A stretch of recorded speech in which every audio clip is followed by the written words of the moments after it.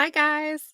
So, while we wait to see if court in the YSL trial actually kicks off at all today, if they go into session, I figured we could look at the transcript from the Daubert hearing for Marissa Viverito. There were actually 2 volumes. She had a smaller, shorter Daubert hearing where they went over some basic background. The transcript is only like 18 pages of substance back in December of 2022. But then they had this longer, more intensive Daubert hearing on October 30th, 2023. So we're going to take a look at that. We'll try to get as far as we can. Again, if court starts, we're going to cut right over there. And I'm going to try not to lose my voice. I have a feeling that, because we're reading this, something else might pop up and happen, but we'll see. For some background, Viverito is another proposed gang expert that the state wants to call. She came into the picture a bit later. We'll find out as we read when exactly she joined the force, but she is part of Operation Heatwave, which really kicked off, I think, in 2021 in Atlanta to, help solve crimes related to gangs. She's gotten some awards and recognitions for that. And as it relates to YSL, she did a lot of work on the Chamel Drinks murder and looked at the back and forth between YSL and YFN. So I believe we're supposed to see her if trial resumes. We're going to see her called in the upcoming days because we're starting to get into the Chamel Drinks stuff, right? So keep that in mind. We've heard little bits and pieces about the Chamel Drinks murder, including that riddled with bullets call. That was in relation to a shooting of Ford and McMiller, who, if I'm not mistaken, they're alleging that shooting was done as part of an ongoing back and forth. So 2 days later, when the Chamel Drink shooting happened, the state's theory is that was in retaliation for the shooting 2 days earlier with the riddled with bullets 911 call. So we'll hear more as we go on if the trial continues. But for this, remember, we're going back to October 30th, 2023. So hey to everybody tuning in. Again, if court goes live, we will jump back over to the other stream. It is pinned at the top of this chat. If trial resumes is wild. I mean, I only know what I know, you guys. So let me make this, I think with the transcript readings, it's a little better when I'm at the top of the screen. Maybe. We'll see. I can move myself around. Yes, and Viverito was the one that teach the other experts. It'll be fun to hear who trained her. And she even cites courses that she took when she's asked to explain her training. So, I get it that if you teach something, you learn because you have to prepare your curriculum or whatever, but it's interesting. Well, where did you learn? Well, I taught a class. Well, that kind of sounds circular a little bit there. So let's get in. Yes, and Ms. Viverito was also the probation officer for multiple defendants in this case. I'm forgetting a little bit. I'm blurry on some of the issues, but when we listened to some of the wiretap calls, when they were arguing evidentiary issues with the Demeke and Garlington wiretaps, and I think we listened to the one from Water Street where they're the shooting was underway and they were hiding in the crawl space or whatever with the sticks in the attic. I think Viverito was in play during that whole back and forth.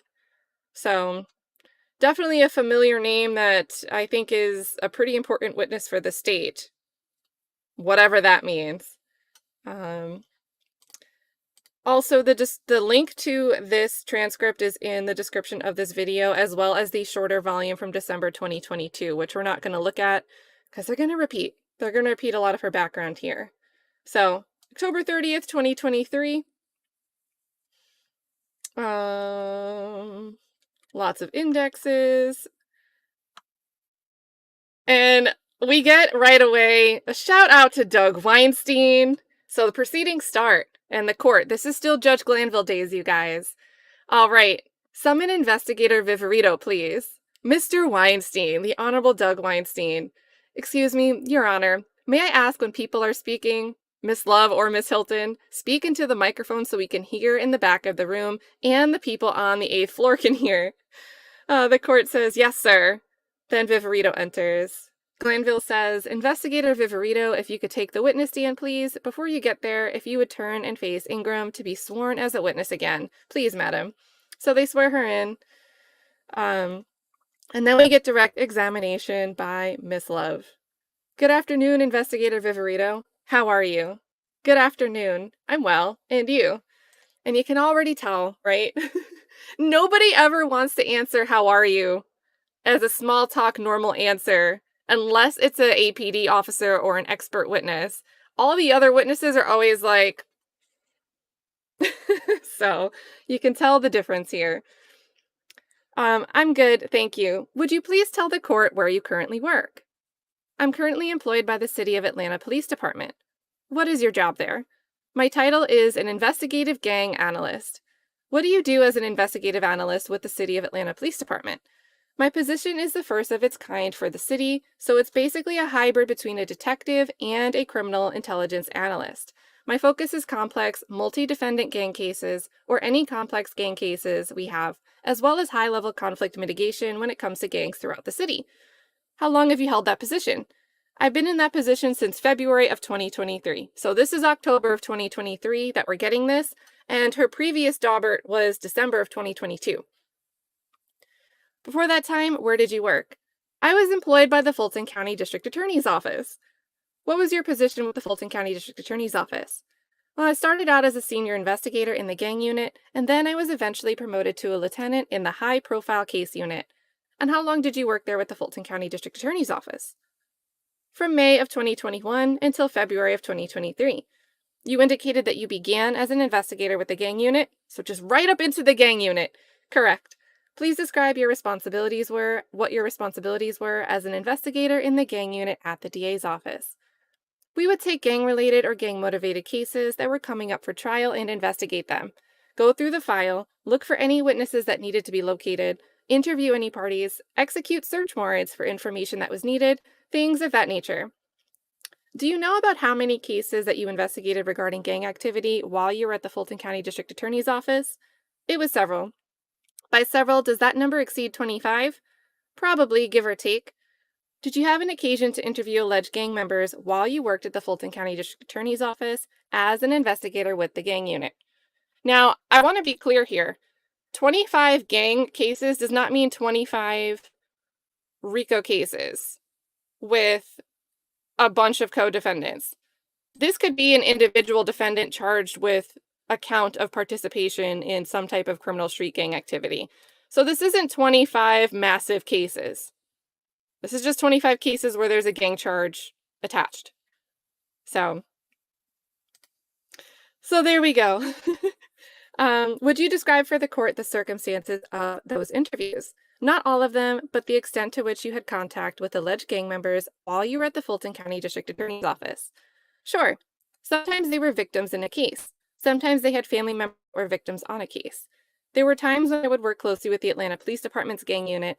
Sometimes somebody would be taken into custody, and I would go interview them if they wanted to speak to an investigator. Things of that nature, I would go talk to them. During your time with the Fulton County District Attorney's Office, did you travel to various areas within Fulton County and observe what was alleged to be criminal street gang activity? I did. And during your time with the they went on a field trip.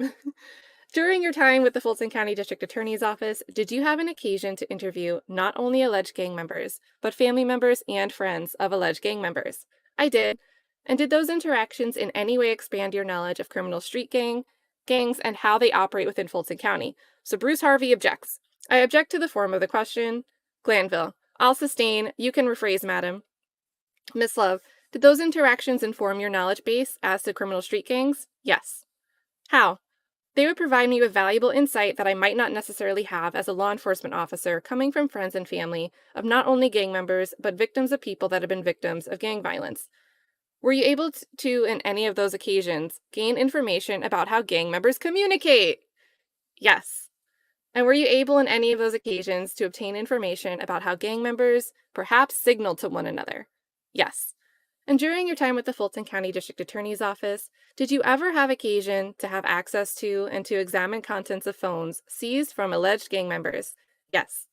Were you able during any of those times to gain information that informed your knowledge about gang members?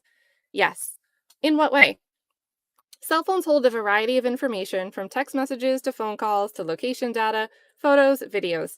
There are apps that are contained within phone extractions that people ordinarily think are encrypted or you won't be able to access. You have you have access to those things, and it's like a wealth of information when you are able to look at a cell phone. What about jail phone calls? Were you ever able to access and listen to jail phone calls between or from any alleged gang members? Yes. Is it possible to put a number on the number of jail phone calls you have listened to? In my career? Let's start with the Fulton County DA's office. Viverito, hundreds. What was the purpose of listening to those jail calls? That is one of the best ways, in my opinion, to gain intelligence on what is going on.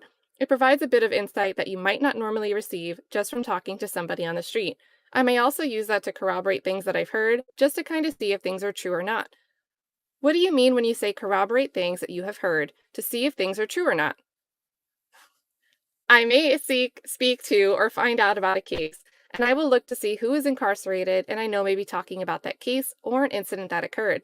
And I'll be able to kind of gauge what's true or not about the incident from what's being spoken on the jail calls. So this is a little problematic to me. I hear about a case, and I'm going to decide who I think is already incarcerated that might be talking to somebody involved in this case, just who I think. I'm just going to guess. And then whatever they say, I'm going to use for my confirmation bias as information that must be applicable to this incident I'm thinking about. What other law enforcement jobs have you held during your career? I started out as a probation officer in the Atlanta Judicial Circuit with the Georgia Department of Corrections. About a month or two after graduating the academy of that position, I was assigned to what's called the Atlanta Community Impact Program. It was a pilot program where the APD and the probation and parole officers worked together to reduce recidivism and combat violent crime. I did this for 2 years. And then I was assigned full-time. I dropped my probation caseload, and I was assigned full-time to the Atlanta Police Department's Apex unit in their VRO unit, which is their violent repeat offender unit. And I did that for the duration of my time with the Georgia Department of Corrections. I was a police recruit with the NYPD, so she was in New York City, with the Atlanta Police Department, and then I obtained employment with the Georgia Department of Correction Community Supervision, which is the new agency that probation and parole merged into. They combined agencies. When I went back there, I was there maybe 2 years. I was a security threat group coordinator there, and I was promoted to the rank of criminal investigator, where I was assigned to the GBI gang task force. Would you tell the court what a security threat group coordinator is? Well, security threat group is what the prison system and Department of Community Supervision refer to as. That is what they use for the term gangs. So what I would do is I would identify and validate individuals who were coming in or out of the office or assist other officers with possible validations of offenders on their caseloads or making sure they were correctly validated. How long did you hold that position as security threat coordinator? Probably from 2018 to 2019. Before I I was still employed with the Department of Community Supervision, but I task forced out full-time to the GBI task force.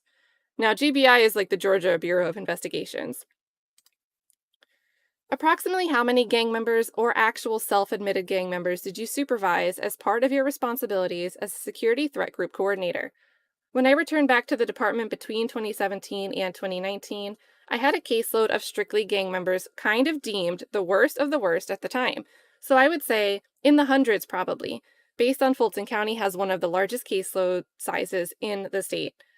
Would you explain to the court how, if at all, that caseload and your responsibilities as a security threat group coordinator gave you any kind of insight into gang culture and gang activity in Fulton County?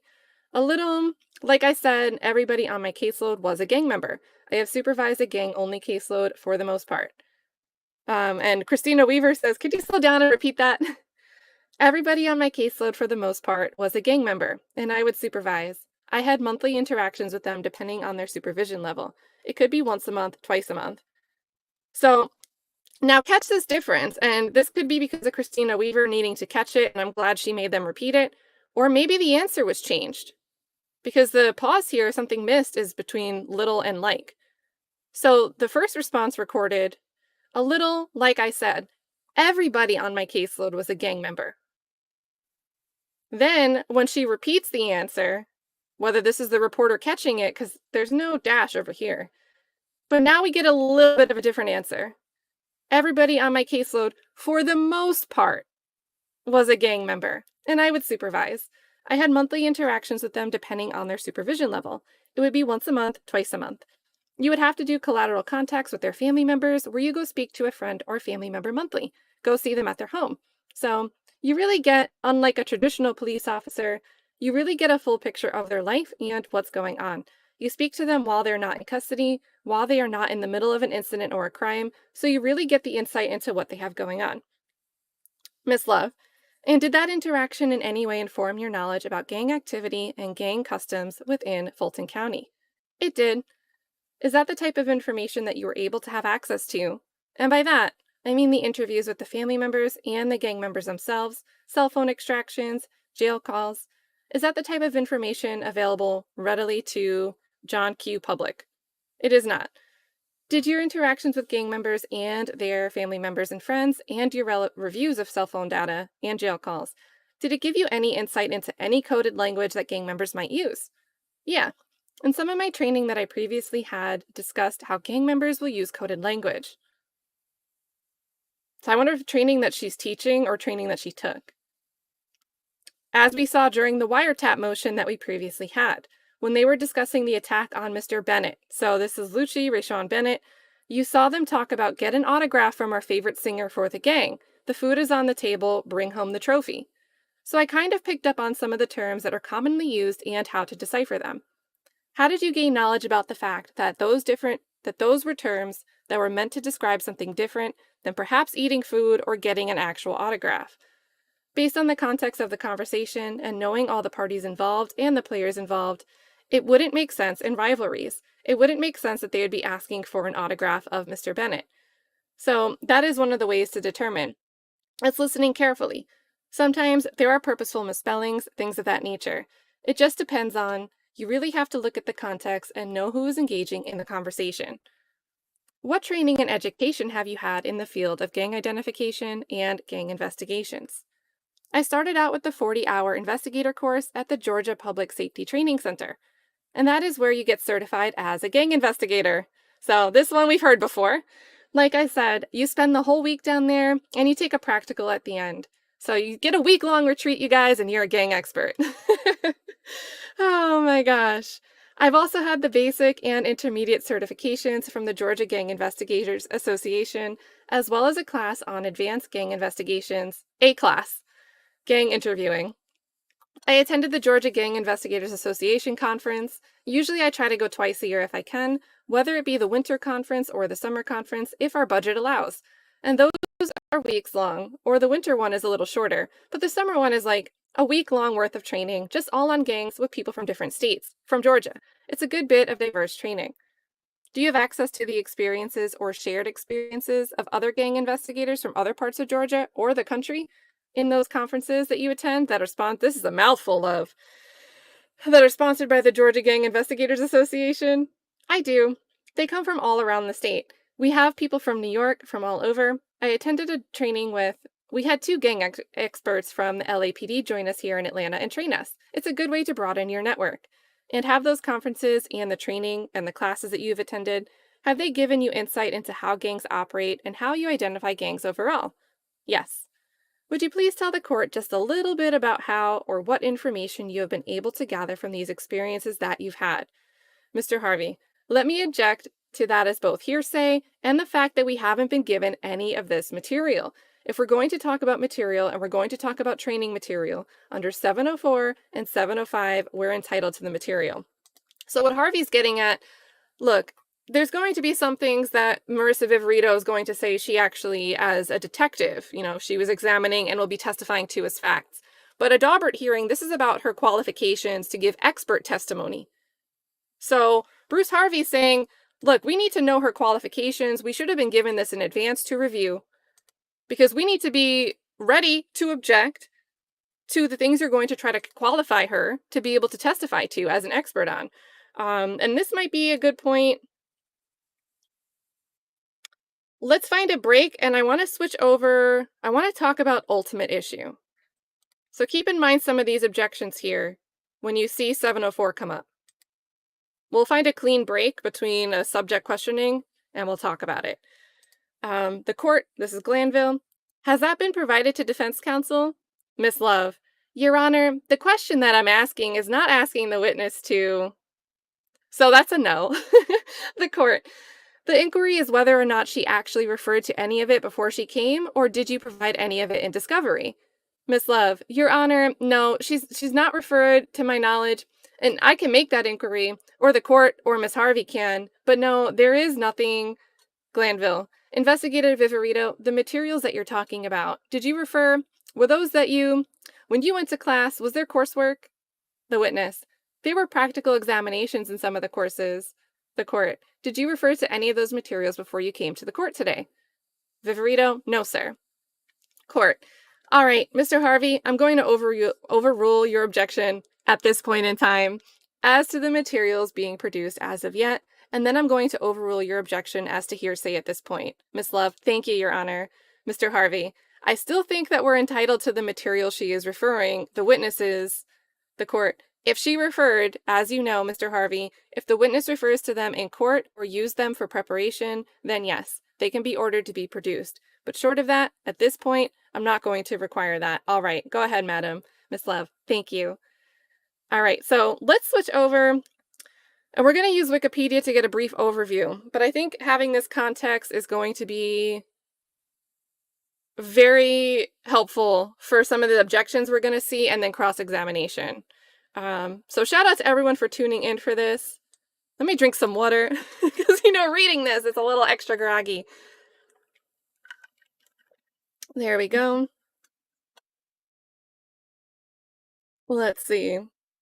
So now, ultimate issue. And ultimate issue, we got to look at this as a legal term. So, an ultimate issue in criminal law is a legal issue at stake in the prosecution of a crime for which an expert witness is providing testimony. Now, I like this example, and even though this doesn't involve insanity, what we're going to see, and what we have seen before in this trial, is the state of mind, the mental state, the mens rea, the intent, the motivation. And Brian Steele in particular keeps arguing, how do you know that they committed these crimes with the intent to do it in furtherance of the gang? Things like that. But this example is very helpful, even though it talks about insanity, to understand ultimate issue as a concept.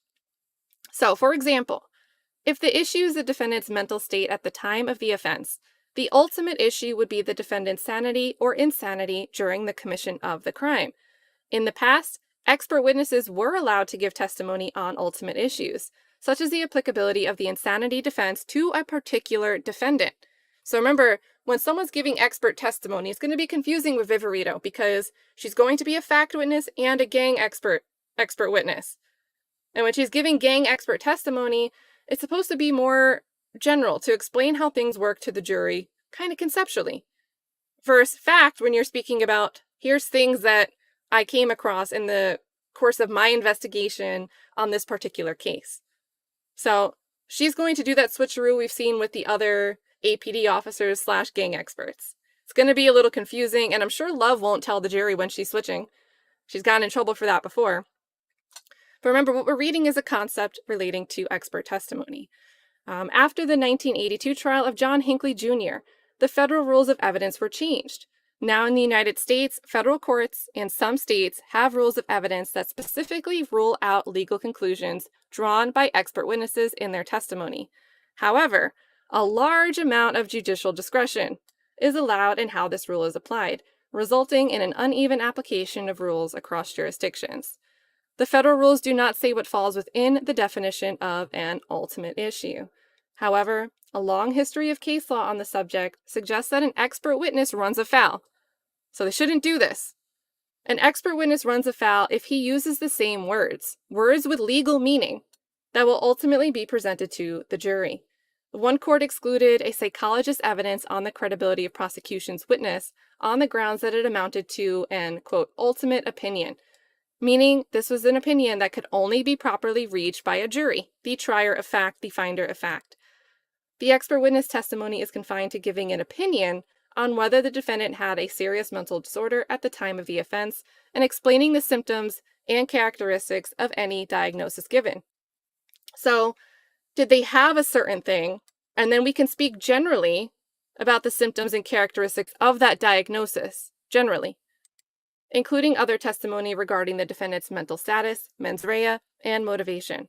But the expert witness cannot make a statement addressing the issue of whether the legal test for insanity has been met.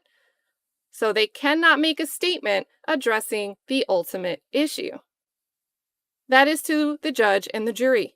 The restriction of expert opinion on ultimate issues includes any testimony on the criminal elements, including testimony that would bear on the mental state of the defendant relevant to the ultimate legal decisions to be decided by the triers of fact.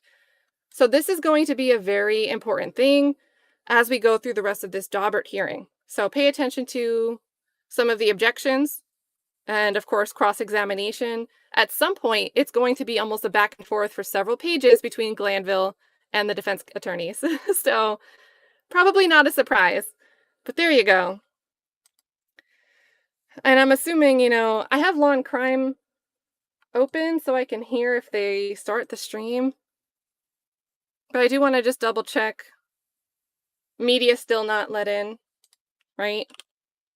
We will flip over to a different stream. And guys, it could be a couple days. You never know.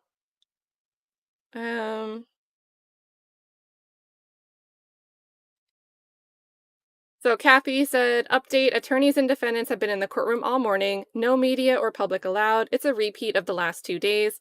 I'm hearing rumors about pleas and no pleas. Nothing official. So there you go. There you go. And again, they could just say we're done. We don't even want to negotiate anymore. Let's keep going. Or they could keep negotiating for several days. Unclear. Let's get back. Am I showing this on the screen? All right, we have the transcript up. And this is where we left, right? All right. So by Ms. Love, Investigative Viverito, I'm going to show you a copy of a document that's labeled as State's Exhibit 1 and ask you, Ms. Love, and we have served this in discovery, Your Honor, and I will provide additional hard copies to any member of the defense team that wishes to have a paper copy at this time. I wonder if this cutoff was a bunch of the attorneys objecting. Mr. Harvey, I'm sorry. Miss Love, I can't hear you when you are far away from the microphone. Thank you. The court. If you would just repeat that. You have States 1. What is States 1, madam? Miss Love, a copy of Lieutenant Viverito's CV. The court. All right. Would any of you like to? It's probably been provided in discovery.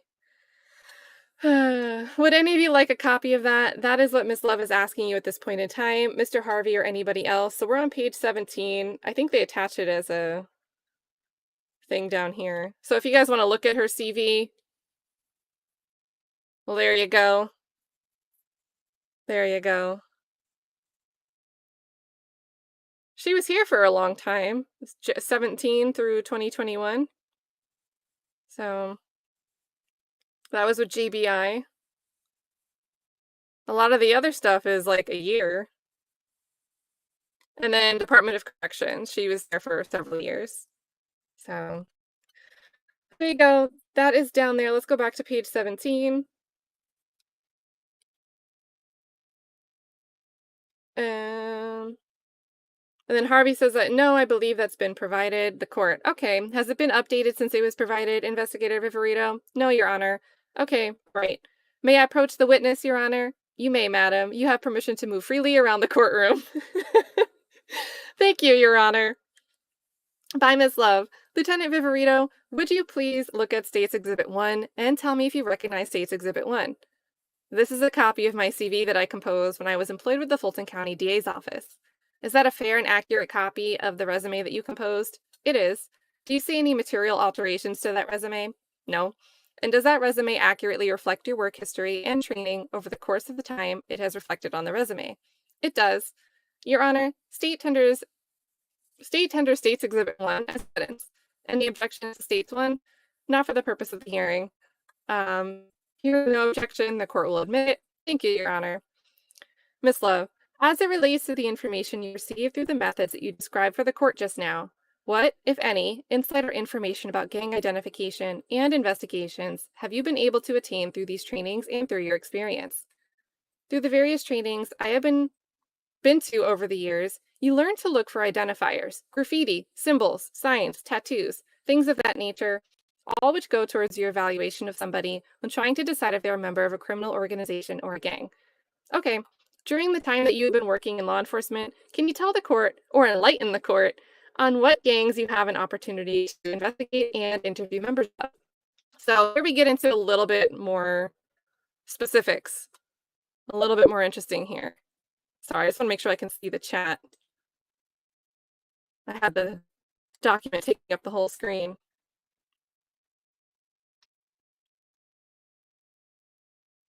I'm not on mute actually, right? Okay, Lois says you can hear. If I go mute, let me know. Okay. Uh, let's see. I have worked with several gangs during my career. Most notably would have been 30 Deep, Neighborhood Rollin' 60s Crips, the YFN Criminal Street Gang, as well as, I want to say, the Goodfellas and divisions of that. There was a case I worked on. The gang was called Young and Paid, but they were a subset or offshoot of the Goodfellas. There have been several cases, but most of them revolve around those particular gangs. Have you had an opportunity specifically to receive education on and investigate the gang known as YSL? I have. And have you had an opportunity to investigate and receive education on potential rivals to that gang? I have. What are some of the areas where you were able to obtain information on YSL itself and on rivals to the YSL? The gang YSL. I came up kind of under the guidance of Kimberly Underwood, Mark Belknap, and Tyrone Dennis, who are all well versed in the YSL and YFN world. Hold on, we just gotta screenshot this. I'm gonna add it to my little pop-up thing, so whenever she's testifying, we can have this reminder that that's who taught her. This is who taught her. You got Dennis, you got Underwood, and you got Belknap. And permission to call all of them squirrel brains. So there we go. We will pop that up as a reminder when she's testifying. Nice little screenshot here. Oh man. I've listened to my echo chamber. My echo chamber. Oh yeah, gotta get Halloween candy, even if just to eat for yourself. I forgot Halloween was right around the corner. Man, just crazy. Also, big shout out to Floyd. Good to see you, Floyd. Thank you so much for the super sticker. So Floyd's gonna be up here reading the transcript a little bit in spirit. I listened to hundreds, if not thousands, of jail calls, phone extractions. I've done physical surveillance where I'm out there in the bushes. All right, where's Drea and the rest of the chat hides in the bushes? Tell us if you find Marissa Viverito out there. Maybe she was hiding in the bushes with Miss Smith and Tahira, Miss Brazy. I've done physical surveillance where I'm out there in the bushes on Cleveland Avenue. I've done a wiretap with over 8,000 calls. I've interviewed some of the members. I've interviewed some of their families. I've had the opportunity to speak with family members of some of the defendants and victims of these crimes and talk to people out on Cleveland Avenue. There is a camera up on Cleveland Avenue that I routinely watch and kind of see the comings and goings of what's going on out there. As for YFN, it's pretty much the same. I was one of the investigators on the RICO case that's now being prosecuted, and I had an opportunity to interview some of those defendants as well as work extensively on that case and the back and forth. Did you ever have the occasion to supervise any YSL gang members as part of responsibilities with the Department of Community Supervision or with the Department of Corrections? I did. And are any of those persons listed on the indictment that we are here in court for today? Yes. How many? 2. Have you had occasion to actually give to other investigators training on gang identification and investigations? So this is her training. She's the coach. I have. What trainings have you given to other investigators? I'm actually part of the instructor cadre for the Georgia Gang Investigators Association, so I do a training on social media identification and investigative techniques and advanced techniques in gang cases. Do you know the number of classes that you've taught? I typically teach at the summer conference, so I'd probably say maybe 4 of those. And then it just depends. Different organizations or agencies, like in the next week or 2, I'll be teaching down for the Georgia Department of Corrections. So I'll say maybe 10 or 15 times at least. Have you developed any trainings or courses in gangs? Yes. The course I teach was developed, I was asked to come and teach, and I created it from scratch. So, like, from scratch could mean several things here. You did it on your own. But could it mean that you created something without using any foundational academic theory and research from others? You created the course that you taught? I did. Mr. Harvey, I would ask for those materials at this point. We haven't been provided the materials she says she created. The court, I'm going to overrule at this point in time. It may become relevant later, Mr. Harvey, but not at this point. Miss Love, thank you. Bye, Miss Love. And what did you use to develop this course that you developed? I use cases that I've investigated, my techniques and methods for doing investigations, as well as I have spoken with investigators that I deemed to be extremely knowledgeable and other instructors. Hold on, wait. Do we get to use the overlay already? This is like a frame narrative. And basically the other instructor cadre at GGIA when developing my course. Mr. Harvey, Judge, I do think it's relevant at this point because it talks about the techniques and methods, and that is certainly part of the Daubert requirements. Miss Love, Your Honor, Investigator Viverito can be cross-examined on this. I don't know what this point during the examination is, the point at which it's the appropriate time for the state to be attempting to give to the court. At this point in time, Mr. Harvey, you've objected to this a couple times now. It may become relevant because if she's qualified as an expert, then certainly it might be something that may need to be tendered at that point or brought up. But at this point, I'm going to sustain the objection. Mr. Harvey, one more point. I understand your ruling. It is actually her prior statement. It's a prior statement of the witness that is on the witness stand who is discussing the court.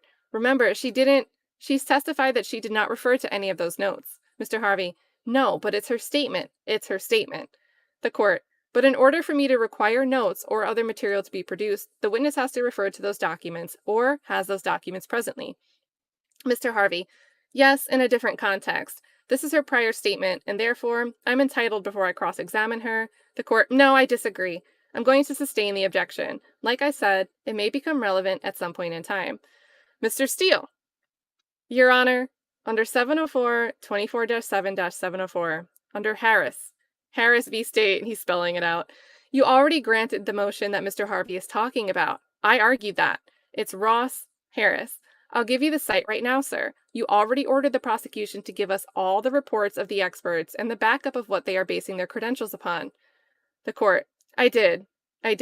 So that needs to be produced. And has it been produced as of yet in discovery? Oh, help us all. Help us. My gosh, Miss Love. Your Honor, what we have given to the defense is Investigator Viverito's resume. We have not given to the defense all of the jail calls that she's Look at her answer. She's trying to make it seem so impractical. Oh, ridiculous. Of course we haven't given them thousands of things. We have not given to the defense all of the jail calls that she's listened to, all the recorded interviews, all the interviews that she's participated in, all of the materials that she's ever referred to inform her knowledge and opinion on criminal street gangs, and specifically on the gang YSL. Look at how she's shifting this. What is listed in Lieutenant or Investigator Viverito's resume is what the defense is entitled to. The notion that, the court, have you produced that yet? Miss Love, we have produced the resume. The court, no, if there's anything that's in her resume that might be materials that I have already ordered under 704 that need to be produced because they need to be able to examine her on that or cross-examine her on that issue. Oh my gosh. Miss Love, look at this paragraph, and it's 2 paragraphs. There is nothing in the resume, I think, that has not been provided or that the defense is entitled to specifically. There is no report to which she referred. The testimony that she is giving is based on her training, the background, the education, the experiences that she's had investigating criminal street gangs, interviewing criminal street gang members and their family and their friends, and her time canvassing and surveilling parts of the Fulton County and observing areas where the gang members themselves congregate. So there is not any treatises or article that Investigator Viverito has written. And as to the methodology, the case law is clear that in situations where it is not a scientific area that the witness is being qualified as an expert in, rather, such as here, they are being qualified as a gang expert. It is their experience and their training that serves as the methodology for them obtaining and gaining the opinion that they reach, that they testify to later on at trial. Mr. Harvey, All of which doesn't answer the question. Oh my gosh. I love Bruce Harvey. He's basically, hold on, we're gonna get a lot of use out of this today. Where is the did I lose the footnote? Oh no, it's here. That was basically Harvey's response. Um, it just talks in general terms. I'm not asking for everything on her resume. I'm asking for the course that she designed and testified about from the witness stand. Miss Love, we can provide that. We have not received that from Investigative Viverito prior to now. Okay, well, that's still a problem. That's still on your shoulders. Oh my gosh. That is not something that when we spoke with the defense on various occasions that specifically they asked to have, and it was not something that I was under the impression or aware that we needed that specific item to provide. Girl. Like, what? But to the extent there are course materials or things of that nature, I don't have a problem providing that at a later time. This is so Love. This is so typical of Miss Love. Oh my gosh. On a more positive note, to break the monotony of the love word salad and excuses, STS is dropping slimes in the chat. We've got 5 more slimes. So you guys, if you could drop an STS in the chat, that would be awesome. A little break from this love word salad. This is crazy, though. It's the same thing as always. First, she gives this long answer that has nothing to do with the question being asked, right? We see that every time she responds to an objection. She like goes over here to answer something nobody's talking about. And then when someone says, hey, that's not what we're actually asking, we're actually asking about this. So what's your answer to that thing? She goes, well, we didn't know that we were supposed to turn that over. Someone else didn't turn it over to us. Someone that works for the state or the state should have procured stuff for. Not our fault that we didn't actually do our jobs. So, and then last of all, I wasn't under the impression I didn't know. It's the same thing. It's the same thing. Oh, wait, I see you guys. You guys can do in all caps. And STS will be the sponsor.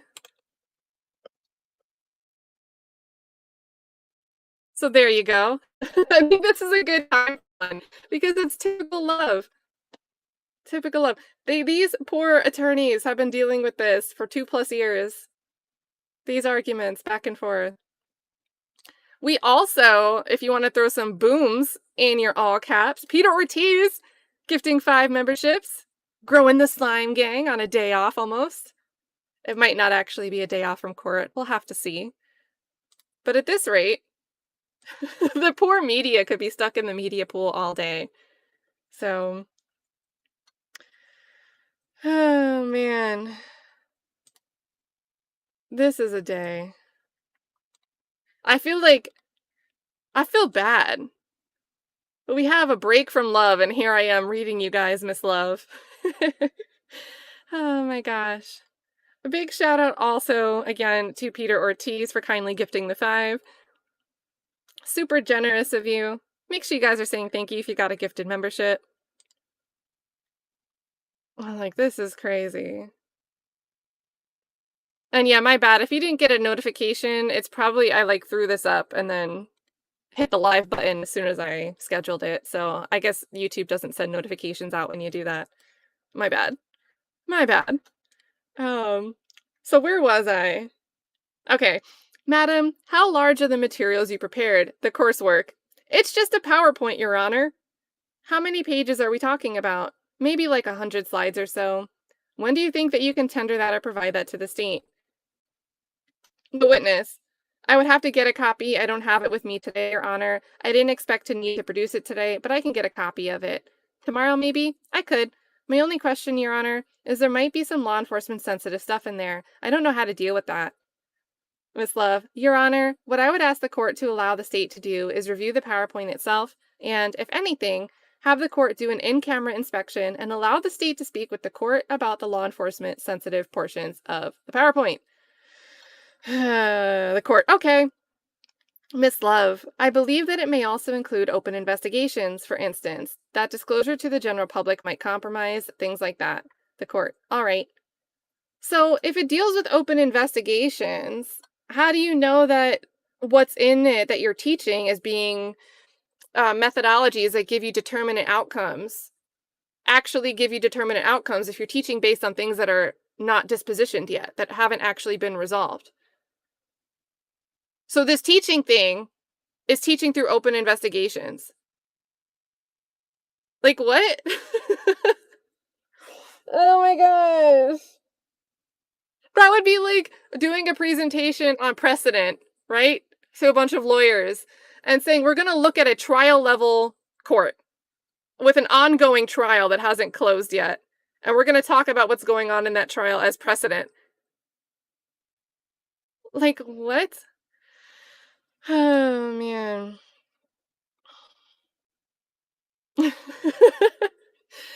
The court. All right, Mr. Harvey. I understood it contains some examples from past cases. Number one, if it's given to law enforcement officers, it's subject to the Freedom of Information Act, Georgia Freedom of Information Act, and then make an oral request to have all those materials because the court, you've got to make that in writing, sir. I'm sorry, that has to be in writing. But you can. You are absolutely correct, but you've got to make that in writing, Mr. Harvey. But we can go ahead and at least have her tender that to you tomorrow so we can kind of discuss it further. Miss Love, yes, Judge, the court. All right. So subject to that objection, I'm going to just basically say that that needs to be tendered to the defense. Yes, Judge. Miss Love, Lieutenant Viverito, and there may be, Miss Judy, this is up in the air. So there's really no guessing on if there's court today or not. Just don't be surprised if there is not court today, right? Don't be surprised if there's no court tomorrow. Plea negotiations can take a long time, even if the ultimate resolution is nobody takes a plea. The negotiations back and forth can still take a long time. So, and then you've got 6 defendants and anybody making a counter offer, that stuff could be confidential, but if for whatever reason the parties need to consult with other people, maybe they want to talk to their family members. Every time there's a slight change in negotiation, there's like a layer of dominoes of communication that might need to happen, or people reconsider and respond to that proposed change. So don't be surprised if, court could start today, court could start tomorrow, court could start 2 days from now, 3 days from now, next week. So there's really, nothing anyone can kind of say we're going to start in 5 minutes and be certain of until we get the actual word. Also, no, I have not seen any new motions. And that's the thing, guys. If pleas are filed, they will end up becoming a motion. I'm sure as soon as pleas are filed, we'll hear about it before it even gets put through the system, put through Odyssey. So, but we'll see. We'll see when we see. Oh no, Zion 42 for the Lego Fund. Shout out to Nick Starro and, MLS Law and Valhalla doing the Lego Law shows where they build the Legos. I always lurk in those. I'll put it to my Lego fund. You guys are going to need to pick a Lego for me to get. Is there a Yoshi Lego? Like a Nintendo, like Mario Yoshi? That'd be cool. Build a stand for it right behind me. Have a giant Yoshi. Zion, I love this. Thank you so much. I really like things that, I like cooking because chopping the food and prepping, it clears my mind. For the day, I decompress, and Lego kind of has the same effect. So this is awesome. Super appreciative, Zion. Now I gotta pick a Lego. Isabella, good to see you. I just got here, but I've been waiting for weeks. So laugh about Viverito in the shrubbery with binoculars. Right? Like, oh my gosh. It has me laughing because I get that literally might be a thing that she really did. But it's just such a common phrase now to say, I'm lurking in the bushes. I've been in the bushes all day. The Homer Simpson meme where he's in the bushes and you're the perfect person with the Simpsons picture to think of that with. Just sitting in there. That's what she does with her time. Oh, man. Thank you for the super. And I also can't wait. If the trial continues, I think she will be a very interesting witness, of course, with very interesting cross-examination. And then Chris Hayes out here sniping somebody with the slime. Thank you so much, Chris. And again, to reiterate, court We don't have a start time for court, you guys. When it starts, though, we will jump over there. So, yeah, I've seen like some of the Mario Lego sets, and like they like can move and like do interactive things, like jump and hit the coin box. Oh man. So let's see. So there we go. I will keep reiterating that, no court, but again, we will switch right over to the other stream if court goes live. We'll nip this in the bud, continue it some other time if that happens. Where was I? So as it relates to the training you've been able to provide to law enforcement officers, how many did you say you had? How many classes did you say you taught? Probably at least 15. Okay, and that is over the course of how long? I believe I started in 2020 or 2019. Did you graduate from college? I did. What did you major in? I have a bachelor's degree in criminology from the University of Tampa. Are you involved in any gang investigator associations? I'm a member. She's a member! And as I said, part of the instructor cadre of the Georgia Gang Investigators Association. Would you tell the court what exactly the Georgia Gang Investigators Association is? It's an association comprised of investigators and other law enforcement professionals and prosecutors within the gang world. They put on great training classes. They do usually 2 conferences a year, a winter conference and summer conference. And they bring speakers throughout the country, throughout the state, and they educate law enforcement on gang trends, gang identification. They also do routinely basic and intermediate certifications. Those are like on a rolling basis. They're constantly going. And have you been certified through GGIA in any of those areas? I have. In which areas? Both basic and intermediate. Have you conveyed to the court all the things you have done with that organization? Yeah, I was also awarded Investigator of the Year for the Metro region in the summer of 2021, and that came from the Georgia Gang Investigators Association. And what was that award in recognition of? Just my accomplishments throughout the year in regards to my work in the field of gangs. Okay, how often do you receive gang training, gang investigation, and identification training? It's ongoing. We have weekly intelligence meetings I attend and lead sometimes. I dialogue with other officers, with other agencies. I have cases I've had to call to different states. So it's a rolling thing if one of us in the office doesn't know what somebody does. So it's a constant learning curve.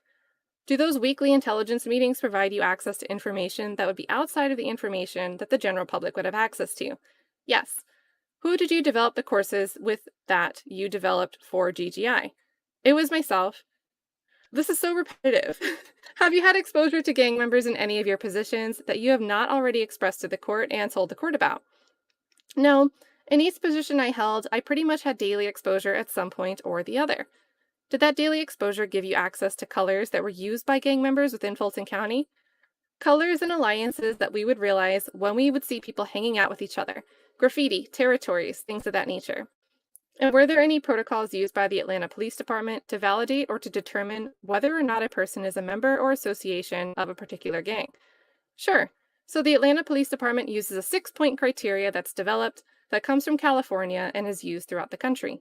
Number 1 is going to be somebody admits that they are a gang member. A reliable informant provides information that somebody is part of a gang. Informant, so we get all this through plea deals. A lot of this is coming through plea deals. Informant of previously untested reliability provides information that is independently corroborated.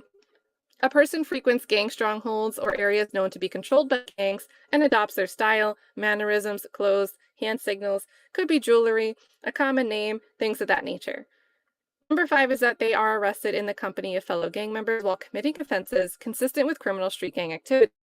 And number 6, if they are showing a strong relation with a gang but don't meet any of those previous 5 criteria, they are labeled as a gang associate. When you are seeking to identify or validate persons alleged to be members of a criminal street gang, do you adhere only to those criteria, or do you utilize other methods to inform your identification of that person as a criminal street gang member? Well, part of a standard operating procedure, that's our basis for identification. And then I always try to get more where I can. So whether that's jail calls, phone extractions, wiretaps, going out and talking to people, going out to the areas and observing things myself, doing surveillance in the bushes, things of that nature. And you said SOP, meaning standard operating procedure? Correct. Have you yourself led any gang-specific investigations during any of your law enforcement positions? I was the lead on this case while I was with the district attorney's office. I was a lead on the wire for this case. And I would say, one of the co-leads probably for YFN. That was a group project. The YFN RICO as well as the Roland 60s RICO, we worked as a team on those cases. And did those investigations involve gangs that have adversarial or any other kind of relationship to YSL? YFN, yes, YFN was a rival of YSL. And at the time, in the summer of 2020, there was a conflict with the Roland 60s that were associated with YSL that took place that led to both of them being indicted in separate RICO cases. You said you were the lead on the YSL gang investigation and a co-lead on the YFN and the Roland 60s investigation. Yeah, those other two were basically team projects. We split them up amongst several investigators at the gang unit. Would you tell the court what your responsibilities were as lead first, and then as co-lead on the investigations into the other gangs? I would review the cases that we had thus far for the RICO case, as well as seeing what other crimes were occurring. YSL was pretty active at that time, especially with the back and forth after Mr. Bennett was stabbed. That's YFN Lucci, so I took a lead on the wiretap that took place during that case. I also did several search warrants for phones, for phone records, for residences associated with YSL. So that was pretty much I helped or I gave information or tried to help the prosecutor that was drafting the indictment, helped him with that. And what investigative technique did you use during your time as lead or co-lead on these investigations into YSL and YFN and Roland 60s? A lot of what we used was crimes that I'd review police reports, and this is where we get into the hybrid gang stuff, you guys, by the way. I should specify Roland 60s if you weren't here earlier. Roland 60s Crips. So, and remember, the theory is, YSL was kind of mostly upset of blood. That's why I don't want to say C. That's why it's crucial. Club crucial. Of Duke, apparently a Crip. So sometimes they hybridize. It is what it is. And MLS, yes. This sounds like a fact witness. And I don't know why street. There we go. With these gang experts, because I think this would be the six gang experts / fact witness that they're calling. They toggle back and forth between giving testimony as fact or gang expert, and the state constantly seems to forget to tell the jury when the switch is being made. So, a lot of the time their general testimony seems like they're still talking about things they actually investigated.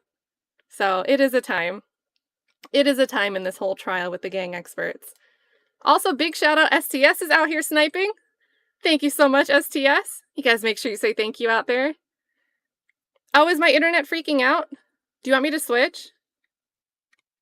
Hold on.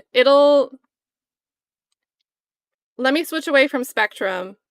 It'll pause it for like 2 seconds, and then I'll be back. I'm going to switch to the T-Mobile. My plan B, because Spectrum sucks.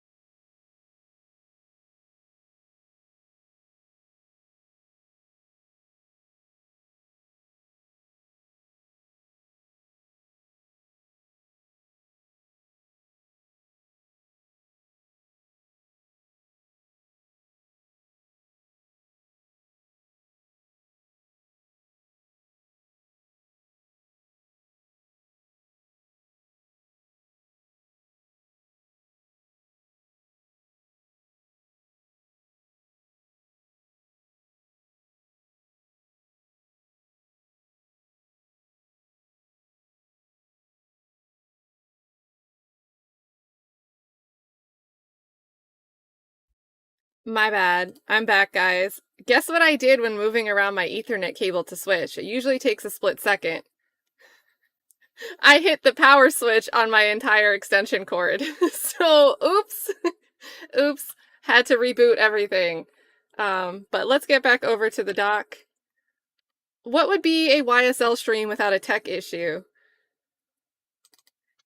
And then, unfortunately, the page conked out, so let's see where we actually were. I know we were just talking about Lucci. And is my connection better? Because when my computer shut down, pulled my headphones out, I can hear more. I think I heard some rumbling. So I thought the weather was nice out, but maybe there's just Spectrum's doing something. I think we were like here somewhere. Okay, yeah, the constant learning curve. So we are there. Sorry about that. And thank you to, the helpful support of people like STS, Peter Ortiz, and so many others. I got a backup plan, backup internet, because Spectrum is so finicky.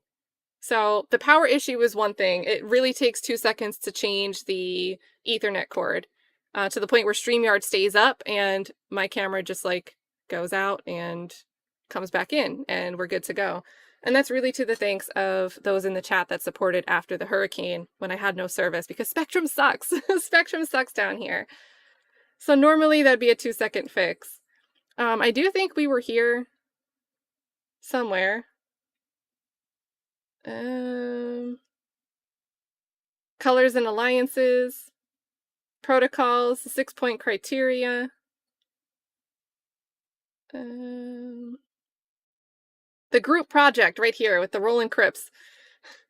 And did those investigations involve gangs that have adversarial or any kind of relationship to YSL, YFN?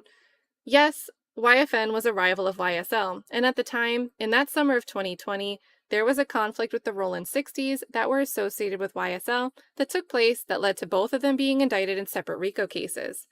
And you said you were the lead on the YSL gang investigation and co-lead on the YFN and Roland 60s investigation. Yeah, those other two were basically team projects. We split them up amongst several investigators with the gang unit. Would you tell the Corps what your responsibilities were as lead first, and then as co-lead on the investigations into other cases? I would review the cases that we had thus far for the RICO case, as well as seeing what other crimes were occurring. YSL was pretty active at that time, especially with the back and forth after Mr. Bennett was stabbed. So I took a lead on the wiretap that took place during that case. I also did several search warrants for phones, for phone records, for residences associated with YSL. So that was pretty much I helped or gave information or tried to help the prosecutor that was drafting the indictment. I helped him with that. And what investigative techniques did you use during your time as lead and co-lead on those investigations into YSL and YFN and Roland 60s? A lot of what we used was crimes that I'd review police reports. I'd review incidents that were currently taking place. I sometimes responded to scenes. I would listen to jail calls were a big part of, I know, the YFN case. How many jail calls would you say? Hundreds. They were very active. I would read incident reports from the jail to see what was occurring when these people were in custody. I was, like I said, phone calls. I was issuing arrest warrants, doing physical surveillance. There were times I was out there in the bushes with binoculars. So shout out to Isabella. Here it is. Here's your line. Oh, man. So it took a whole, it's a cumulative project. Did you review social media posts? I did. Did you read text messages? I did. And let's see. Are you guys saying that there's an update?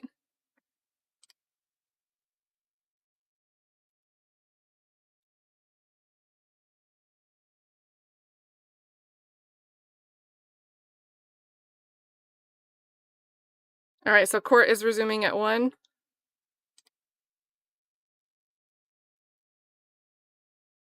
Let me see. Let me check on that.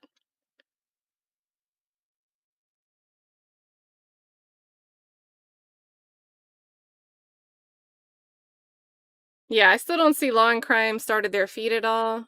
And the last update I see is still in the media room. So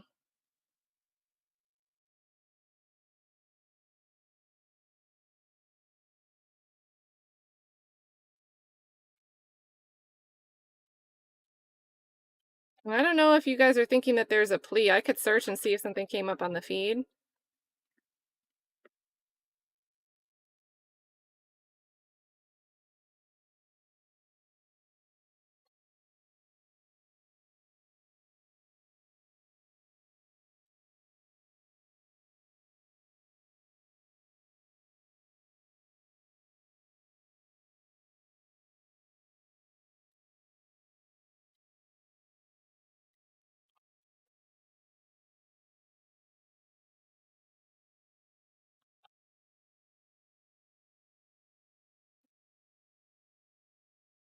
And just Nichols?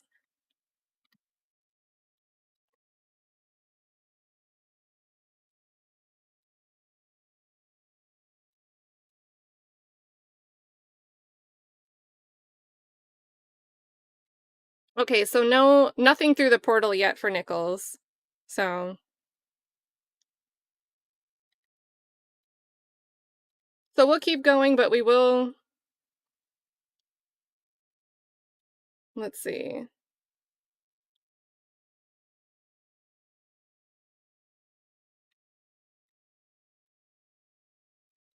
I don't see anything on X from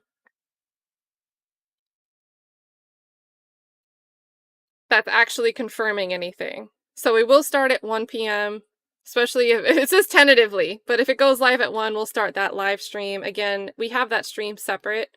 If you guys want to watch with me, we will technically be going over to the stream. And Dennis Byron just confirmed 1 p.m., so.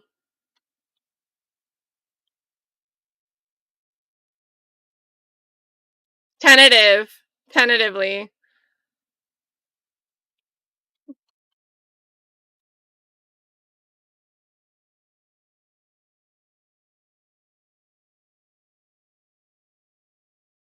Yeah, it's just. Yeah, so it's just, we'll go with tentatively for 1. That might not mean exactly at 1. So there we go. That's what we've got. And we'll see then if there are any plea deals when court goes live. So again, just drop that link to, and I think it's pinned in the top. So as soon as there's a court feed, we'll switch over to that link and go live over there. But until then, we've got plenty of love in Viverito. So let's see. Hundreds of hours. Do you know how many alleged gang members related to or affiliated with YSL that you've had an opportunity to meet with or interview?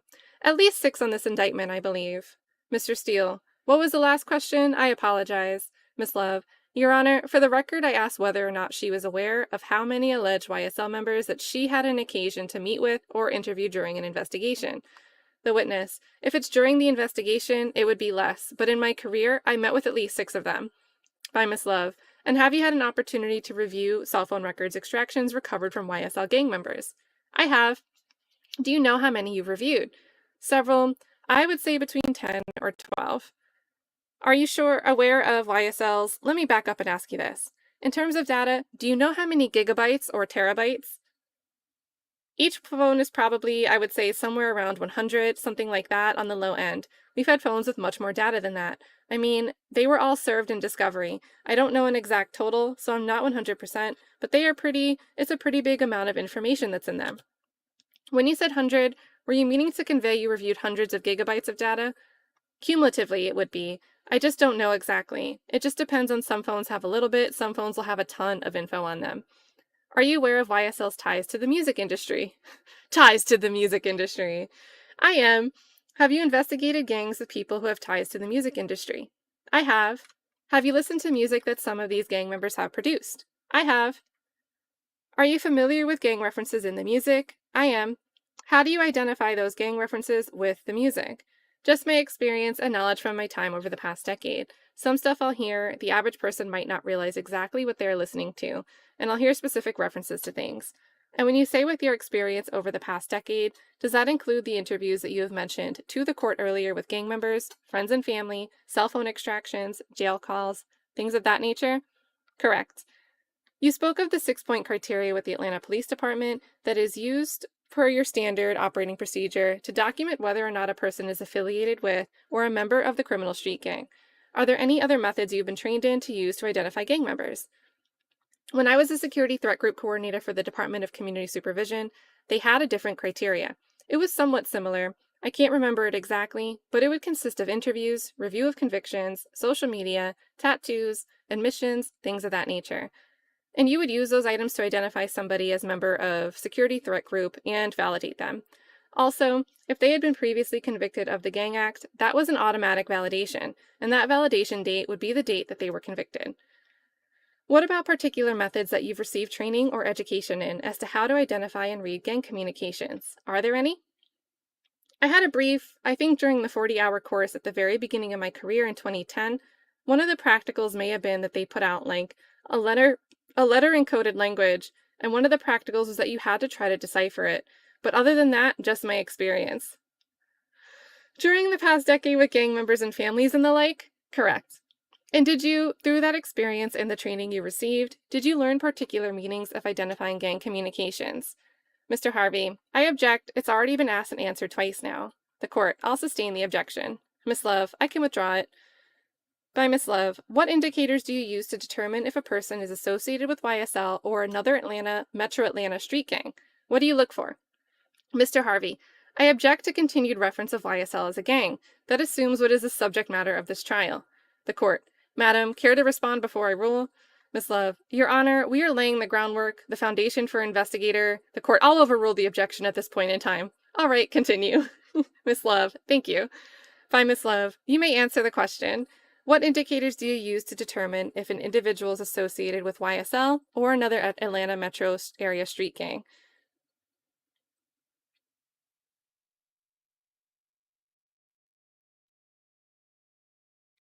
I think, is this Dennis? Yeah, Dennis is there, and Dennis is, he was the one that just also said 1 p.m. tentatively through Thugger Daily. But yeah, they're still in the media room. When it pertains to YSL, I will look at their associations, who they're hanging out with, the areas that they occupy, their rivalries, their language, their purposeful misspellings, whether they are using the term slime or slat, whether they are doing hand signs that are consistent with the YSL criminal street gang, whether they have been arrested before with other members of the gang, and the areas that they are arrested in. I'll do interviews to kind of, if available, they are hard to come, but I'll do interviews to try and determine someone's membership in the gang. Question, Love. Is it important while you're speaking to persons alleged to be members of a particular street gang, do you make any particular observations looking for markings on their body that may reflect any particular affiliation? Sure. I look for tattoos, jewelry with YSL is another big one, anything like that. Okay, and are you familiar with the common language used by YSL? Earlier you said some words to the court. I am. Mr. Harvey, I object to the form of that question. We haven't determined whether or not there is a common language. Miss Love, I can rephrase. The court, I'll sustain as to form. Miss Love, during your time investigating the gang known to you as YSL, were you able to identify any terminology that is used primarily between members, affiliates, or associates of YSL? Sure. Reviewing the terms, I would say slime, slat. When they refer to Cleveland Avenue as Cleveland Avenue. I think in one of the phone dumps or one of the phone extractions I looked at, I think the word slime or slat had been used over 300 times in conversation. So guys, these are rookie numbers. Oh man, 300 times. Are you familiar with, through your training and education and experience, whether there are any common hand signals by members or affiliates of YSL? I am. And based on your training and what you have learned through your investigation, does YSL have a common communication procedure? As far as when talking to one another, beyond using some of the language that you spoke of earlier, do they communicate with one another in any other way that is different from what you might just see ordinarily? It is my understanding from interviews that I've done and from my investigation, especially with the Wiretap, that FaceTime was a big method they used to communicate, as well as an app called Signal. Are there any particular characteristics of FaceTime or Signal that your investigation has given you insight into what would make a preferable mode of communication? Signal, I think people believe that the messages are unable to be obtained by law enforcement. And then, Mr. Steele, objection to speculation by Miss Love, based on the court. I'll sustain as to form. You can rephrase it. Miss Love, yes. Are there any particular attributes of Signal and the FaceTime that you personally are aware of that you have learned from interviews with persons and training on the applications or gang investigations that have made it preferable modes of communication? Mr. Steele. Foundation, Ms. Love is asking for the conclusion, but you have to get there first. Who did she interview and what procedure did she train on? The court. I'll sustain as to form. You can rephrase, madam, and lay some more foundation. Yes, Your Honor. Have you received any training during your conferences and coursework with GGIA on social media applications used by alleged gang members? So we do discuss what applications are used, but when I refer to them preferring, that is just a general overview of what apps are out there. So it's YouTube, things like that. What I'm talking about them preferring to use Signal and things like that, that's from the phone extractions I have seen where they will transfer a conversation from text messages to, I can't remember whose phone extraction it was, but they will transfer it to the Signal app if they start talking about something criminal. When it comes to FaceTime, there's an interview I did with a gentleman that goes by KC, Kenneth Copeland, where he said Mr. Williams' preferred method of communication is FaceTime because it's believed that it can't be intercepted by law enforcement.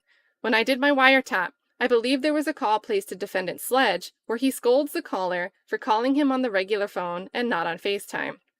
So your opinion regarding preferable modes of communication, are those the areas that have informed you of what you were able to tell the court? Yes, from my experience. So, Viverito's testified before. She knows that this has to be established that it's coming from her experience to help qualify her as a gang expert. What kinds of activities through your investigation and through your trainings have you determined that YSL members tend to engage in? Mr. Harvey, I'm sorry. I apologize again. I didn't hear the question. The court, I don't think Mr. Harvey can hear. Mr. Harvey, thank you. Miss Love, what type of activities based on your investigations, your training, and your education have you determined that YSL members typically engage in? Robbery, firearm possession, the sale of narcotics, aggravated assault, murder are just some of the ones I've encountered. And what indicators has your training and investigations and experience taught you to look for to determine whether someone is associated with YSL? Mr. Harvey, I think that we have already asked and answered this. Miss Love, I'm asking specifically the court. I'm going to overrule that, Mr. Harvey. The witness, can you repeat the question, Miss Love? Miss Love, yes. What indicators has your training, your investigations, your education taught you to look for to determine whether someone is associated with YSL? One of the most important ones is going to be who they are hanging out with, their social circle, their tattoos, the areas that they frequent, their rivalries, their clothing, their jewelry. One of the most important ones in all of this, the way they speak, their purposeful misspellings, things of that nature. I look at past history, who they've been arrested with, where they have been arrested, things of that nature. What type of tattoos do you look for to determine if there's any kind of affiliation with YSL? Some of the ones I've seen on some of the YSL members are going to be snakes, YSL, slime, slat, things of that nature. And in your experience, are these indicators permanently displayed either on the body or clothing that is worn? Yes, both. On the body, they will wear clothing with gang indicators often. On the face, things of that nature.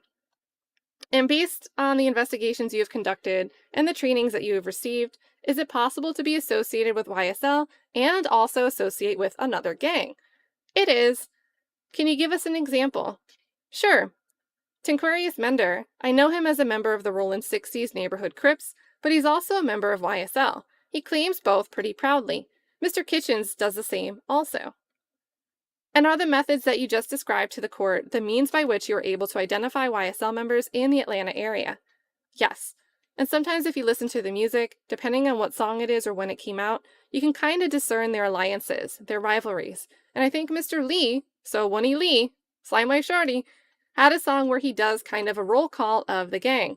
And by Mr. Lee, are you speaking of Wunny Lee? I am. Are there any social media indicators that, based on your training and experience, reflect associations with YSL? Sometimes the snake emoji, the green heart, the sneezing emoji, hashtagging slime, slat, things of that nature, tagging a post down on Cleveland Avenue. And are your investigations and your courses that you have both taken through GGIA, through the Georgia Department of Corrections, and that you have taught during your time as a law enforcement officer, do those experiences give you an ability to sort of reproduce results? In other words, can you apply the knowledge and experience you gained over the years to a particular person or a set of circumstances and make a determination about any gang affiliation? Yes. On your resume, you speak about having compiled and disseminated clear and concise weekly intelligence reports. Can you explain to the court what that consists of? So I would do reports based on what we were seeing that week, or depending on how often we meet or how often the report is requested. Just general gang intelligence that we're seeing, what conflicts are arising, anything that we need to be aware of, the general law enforcement community in the city of Atlanta would need to be aware of.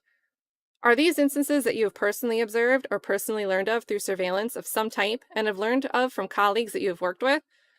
For the most part, it's stuff that I have observed, but like I said, it's very team oriented. So anytime over the past 10 years, it's been a team environment. So there's nobody you can't go to or dialogue with or bounce information off of. What was it that qualified you when you were transferred essentially as a task force officer to the Atlanta Police Department? What was it that qualified you to hold that position with them? And what is it that qualifies you to hold a new position with them now as it relates to gang investigations? Mr. Harvey, qualifications have already been asked and answered. The court, what is the objection, Mr. Harvey? Mr. Harvey, the objection is already asked and answered. The court, I'll sustain the objection. Oh, maybe he couldn't hear. Maybe that was Glanville just not being able to hear Harvey from the back. Because at first I was like, the objection's pretty clear. But I'm just going to assume Glanville couldn't hear it. Have you or are you part of any trainings with the Prosecuting Attorneys Council of Georgia? Yes, I was an adjunct instructor for there. I want to say it's gang crimes from the crime scene to the courtroom, I think it was called. I taught with them one time. So she taught these prosecutors. She taught the gang prosecutors. Do you remember when that was? If I can refer to the document, let me see. It was in 2022. And how long was that training? I can't remember. It's kind of a course that they already have put together, and I think I came in and I did it one time. And is it through the experience and education, the training, that you have not relayed to the court, that you obtain and gained the knowledge that you do have about YSL and criminal street gangs in Atlanta? Correct. Mr. Harvey says, already asked and answered. The court, I'll overrule that, Mr. Harvey. Love, Your Honor, would the court permit me one moment? The court, yes, ma'am.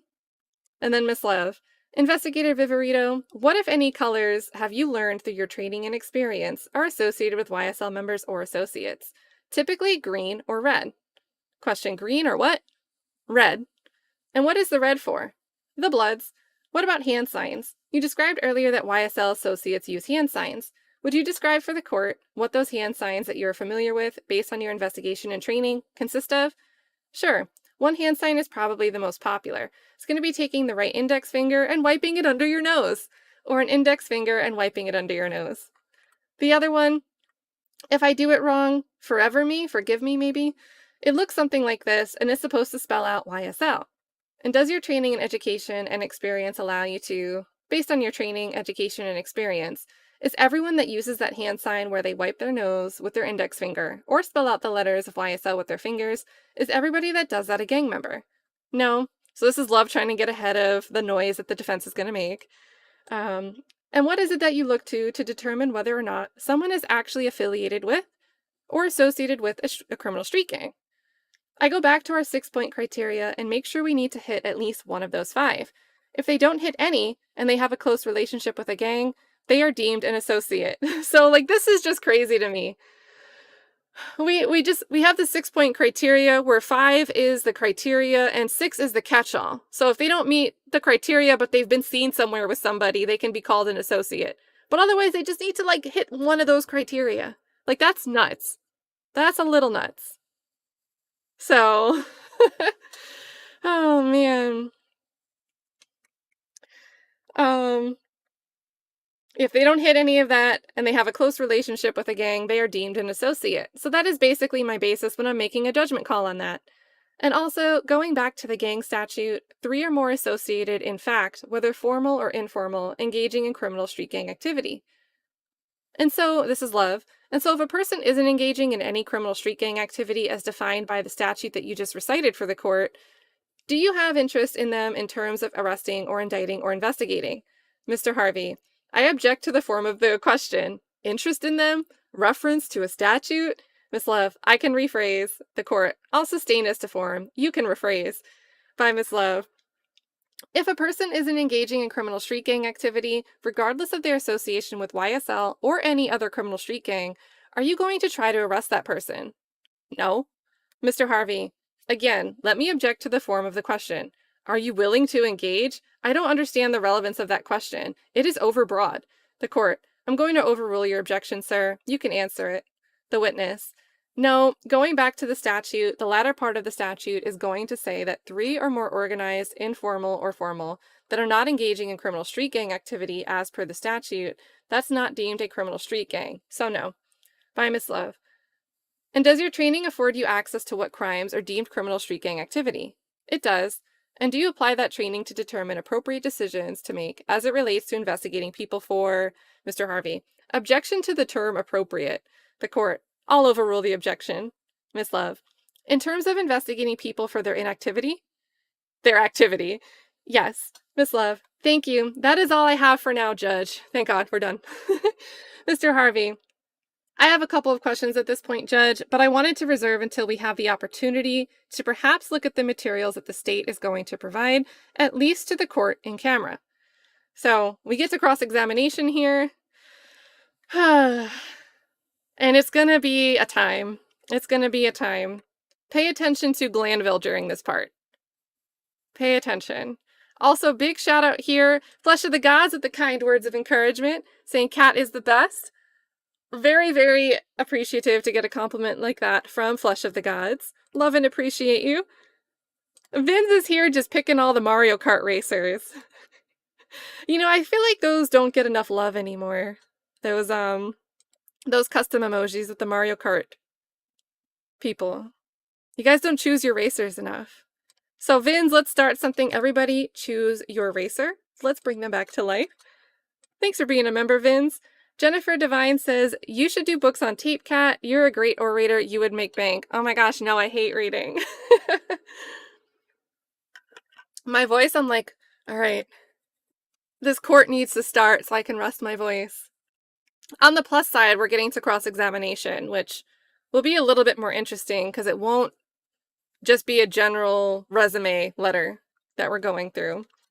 Thank you so much, Jennifer, for the kind words, because I hate listening to myself. So that's really, it's always interesting to hear other people say, like, we like your voice. And thank you so much for the super.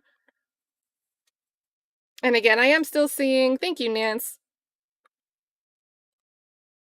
Oh, I want to say, I have it on good authority that court will tentatively start. But tentatively could mean, like, nothing. So, you know what, let me change. I think my stream for if court starts at 1 is still saying 11. So give me 1 second. Let me change that so I'm not confusing people.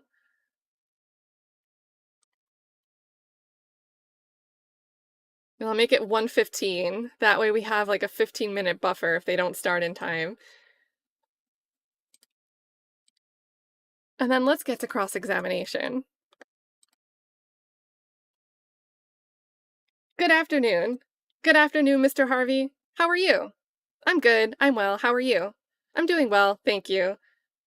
As part of your training, I'm given to understand that you've been an investigator, correct? Correct. You've been with what we used to call probation. I don't even know the new name of it. Community Services or something like that? Department of Community Supervision now. Department of Community Supervision. And part of the GBI Gang Task Force as well, correct? Correct. And part of your training, as I understand it, is to keep notes and records of the activities that you participate in. Would that be correct? And write reports? If I have an open case, it would go all in my folder, my case file, but not necessarily notes. No, not per se. Okay, so as I understand it, if you are, for example, doing interviews on the street like you told us about, you wouldn't record that activity anywhere, correct? I have a pretty decent memory. Some people that have a case with me or have worked with me can tell you that. I try not to. Here's my question. Do you record those incidents when you are on surveillance, for example, or not? Oh, if I'm interviewing with the Atlanta Police Department or something like that, yes, it's recorded. A good majority of my career was on body camera, so it would be recorded that way. Harvey, for example, if you are on surveillance, do you do a report saying, I was on surveillance this date and here is what I saw? Answer, I don't believe so. Okay. I may take photos or something to go in my case file. Harvey, all right. So if you were working on a particular case, there would be a memorandum or notes or pictures or reports that would reflect that, correct? They would end up as part of my case file, correct? Okay, but if you were just doing some of the work that you have told us that you do, I go out on the street, I interview family members, I go to various locations, none of that would be memorialized or recorded anywhere. Would that be correct? No, I wouldn't say, like, when Miss Eppinger sought me out and spoke with me, that was recorded. That was turned over to you guys. Anything on a good amount of my interactions with people were recorded on body camera when I was a probation and parole officer. So it would be, if it was something of note, I would put it in their case notes in the probation or parole portal. Sometimes I would just have a person-to-person conversation. I know there's one mother of a defendant here who I would talk to her at length. I wouldn't record it. I'm not trying to breach her trust or anything, just to try to have an intervention with her son, if at all. But if I'm out doing surveillance, it's going in an investigative gang file. So you record it whenever you feel like it? Well, if somebody seeks me out to talk to me and I don't know what they're calling for, I'm going to record that, yes. But if I'm having a conversation with somebody via telephone or something, that's not something I'm going to record, generally. When I'm talking about record, I'm talking about memorialize in a note, in a report, someplace in a file where that interaction or activity is memorialized. Viverito, again, you'd have to go back to whoever I supervised on probation. They'll have hundreds, if not thousands, of case notes and look through. And then Harvey says, great, I'm going to get there in a second. Sure. So we can expect that if you're working on a particular case, that every activity that you take working on that case would be memorialized either in a report, a note, memorandum, a body cam, or something of that nature, correct? Not necessarily. If anything, probably memorialized in an affidavit for a search warrant. Okay, so when you're working on a case and you take a particular activity, you don't necessarily make a report, and you don't necessarily make a memorandum. Would that be correct? Correct. So we finally get the answer. And what's the point? So Harvey says, so it is up to you when you would memorialize or know what you do. Viverito, it just depends. If I'm out, I live in the city of Atlanta, so sometimes I might see things when I'm off work. There's a few different things that might happen. I might be out talking to somebody else, and I might notice something that happens, and it's just in the back of my mind. We have investigative files we use at the Atlanta Police Department. It might get documented there. So Harvey asks again. So it is up to you when you memorialize events, correct? Correct. Thank you. It is an easy answer. All right. You told us that you supervised 2 alleged YSL members in this case. Is that correct? 2 on the indictment and 1 that is not on the indictment. Okay. Who were the 2 on the indictment? Mr. Jackson, that's Shannon Stillwell, and Mr. Demikian Garlington. And who is the other one that is not on the indictment? I'm going to refer to him, as I have been doing in the court, as KC, Kenneth Copeland. And those memorializations, if you supervise someone, you would memorialize those activities, correct? Correct. Okay, so each time you supervised or interviewed anybody in those matters, there would be a report? Correct. A case. Did you make case notes with regard to, or memorializations with regard to any of the other individuals that are currently on trial in this case? I didn't so much do a report, but I know Mr. Sumlin's interview was recorded, and I think that is probably it. Mr. Mender, oh, I'm sorry, I supervised Mr. Mender also, so that would be another one. So all of that stuff would be put in a case note. Harvey, you also told us, I understood, that you prepared weekly intelligence reports, correct? Correct. And those weekly intelligence reports would have a summary, I guess, of what your activities were for those weeks. Is that right? Not necessarily my activities, just like trends that we were noticing. Not, I went out on this date and did this. Not like a weekly. I know at work sometimes people submit weeklies of what to justify what they are doing. This is more just trends and things to be aware of. So those would not have a specific activities that you participated in during that week, correct? Correct. All right. When you told us about, for example, the courses that you took, those courses had materials, correct? Correct. And the materials in those courses are some of the things that you're relying upon to reach whatever conclusions you're going to reach. Correct? Correct? Somewhat. I like to base my experience more on hands-on experience and things that I myself have experienced. Okay, some of the things have been memorialized and some of those things have not. Correct? Correct? Correct. Okay, you also, I think, told us about the weekly intel meetings. Those weekly intel meetings, are they different from the weekly intelligence reports? Yeah, when I disseminated those intelligence reports, that was a few years ago. Currently, at my current assignment, we have weekly or sometimes twice a week, depending on how busy it is, meetings where representatives from all of the units within the department get together and discuss crimes that may be gang-related, or trends, or high-level conflicts that are occurring. Are there memorializations of those meetings? There may be somebody that does the minutes for them, but that wouldn't have been for me. Okay, Mr. Harvey, I think for right now, Judge, that is all I have, but I am reserving until after I see the materials. The court. All right, Mr. Steele? Mr. Steele says, thank you, sir. Good afternoon. Good afternoon, Mr. Steele. I'm trying to listen very hard, but I think I got lost. Sure. When you are working on an open case, you are actually working on a case, let's say the YSL case. Make it easy. Okay. Is that when you said you would write a report or a memorandum or recording when Miss Love was asking you questions as well as Mr. Harvey? Is that what I understood, or is it up? I'm sorry, go ahead. Let me just finish, I apologize. Or then I heard things like, it's up to you when you would rewrite a report or memorialize something. There were no real rules or regulations as to when to do that. If it was a significant event, like the shooting at Waters Road, I believe I issued a report, like authored a report then. My experience here at the district attorney's office on this investigation was just a lot of search warrants. It wasn't physical, out doing arrests, stuff like that. It was, of course, if I was doing something like that, there would be arrest reports and things of that nature. This was more of a behind the scenes, just search warrants. The incident with Mr. Bennett is memorialized in my affidavit, things of that nature. But if you went out and interviewed a witness, let's say a potential witness, maybe a suspect, to use your word earlier, standard operating procedure. On this case, would you memorialize that in any way? By memorialize, I mean a recording, video, audio, note, memorandum, anything like that. Sometimes, I don't think I talked to that many when I was doing this investigation. I talked to a few people. Like I said, Miss Eppinger, her stuff was recorded. Of course, when I spoke to Mr. Copeland, you all saw that. That was recorded. I don't want to use his name. I'm sorry, Casey. That's fine. That was recorded.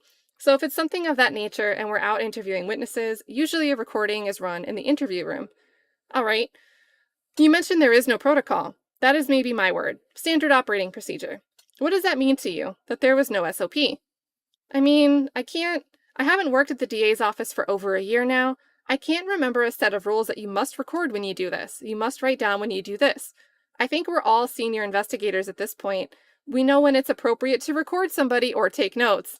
And what is the answer here? What is the answer? What is the consensus that these investigators at the DA's office, what is their consensus of when they should take notes?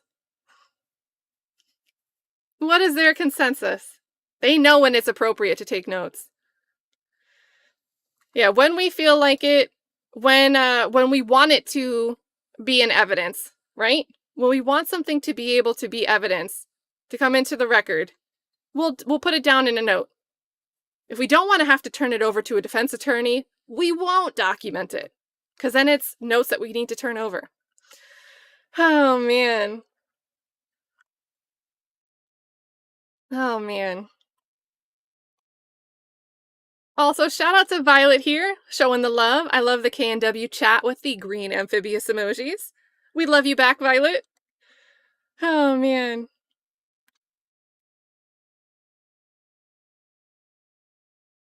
Oh, and Ike, right. And remember, so Ike says, this is such an inappropriate position / witness for the APD. She's essentially a DA-sanctioned spy for the city under the guise of investigator looking for crime. And the extra layer here is that she gets to be a flip-flop back and forth fact and gang expert witness in this trial. So, just give her all the hats. Give her all the hats. Oh, and happy birthday to Violet. Big happy birthday to Violet. We love birthdays. I don't even know. Today's the 29th, so you're pretty close to having a Halloween birthday. You got 2 days away, when your birthday falls on a weekend, that's like the holiday weekends, you get like a double time celebration. I noticed everybody was doing Halloween costumes this weekend that passed, but in my head, I feel like the weekend coming up is closer to Halloween. So, but big happy birthday. We'll celebrate all week for Violet.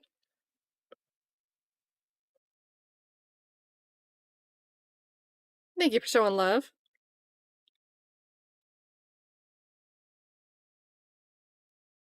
Yeah, I'm going to call her a flip-flopper because they don't distinguish when a witness is live on the stand when they're switching between fact and expert testimony, which is very misleading to the jury.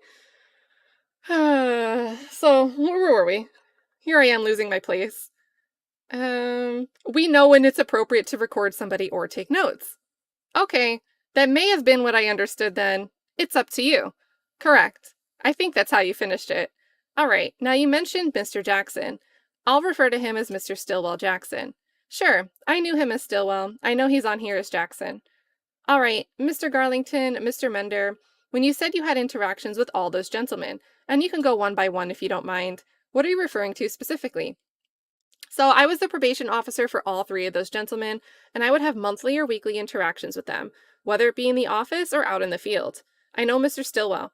I have observed him out on Cleveland Avenue. I think I've been called out to the scene of one of his arrests previously.